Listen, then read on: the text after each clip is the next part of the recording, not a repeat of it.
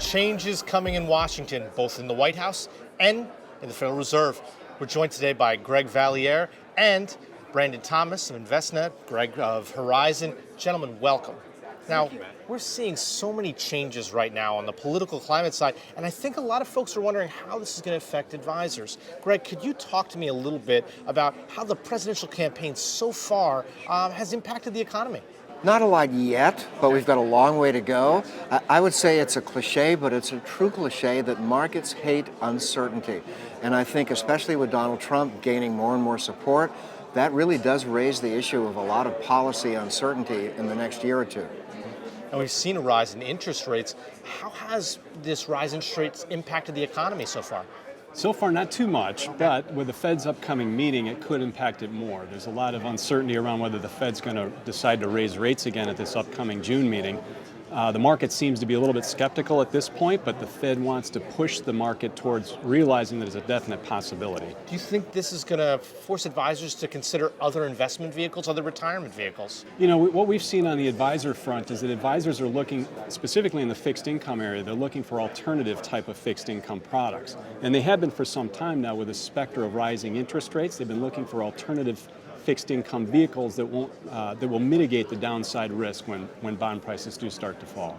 Now, this change obviously is going to impact the presidential election. What's kind of that first economic step that this new president will need to take? I think unquestionably, Matt, it is tax reform.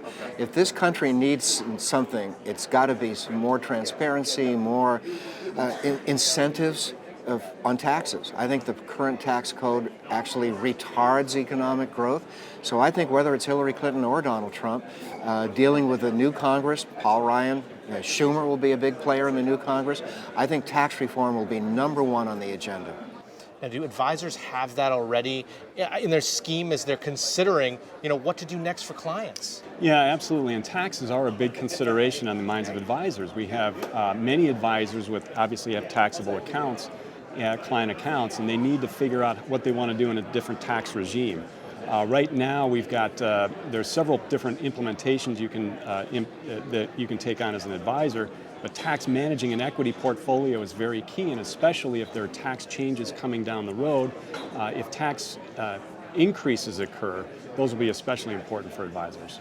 Greg, do you expect dramatic changes? I mean, I'm looking at the Federal Reserve as one piece of this puzzle. Do you expect anything dramatic that's going to happen over the course of, the next year, 2 years? Well, if Hillary Clinton wins, probably no. I think the House will stay Republican as it is now, and she'll probably pursue the Obama agenda. A lot of executive orders, a lot of regulations that annoy perhaps people in the economy.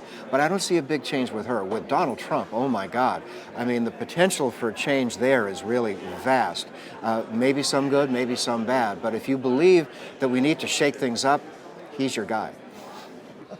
And what I've heard some advisors say to me, even at this conference, is if we see a market drop in the next 6 months, we could then see a Donald Trump presidency. What do you think about that? Well, I think you'd have to accept a premise that the economy sputters out. I don't think it is. I think the economy is maybe snapping back as it seems to in the second quarter, the last few years. I think interest rates stay remarkably low. Maybe we get one move from the Fed in the next few months. I think that's not a bad scenario for the markets. But I think as we head into 2017 after the election, that's where things might get a little dicey. And Brandon, what are advisors thinking about this potential diciness? Well, they want to, as Greg mentioned earlier, they don't like uncertainty. The market in general doesn't like uncertainty. Advisors don't like uncertainty. So what they're doing is they're positioning their portfolios in the event of some type of uncertainty.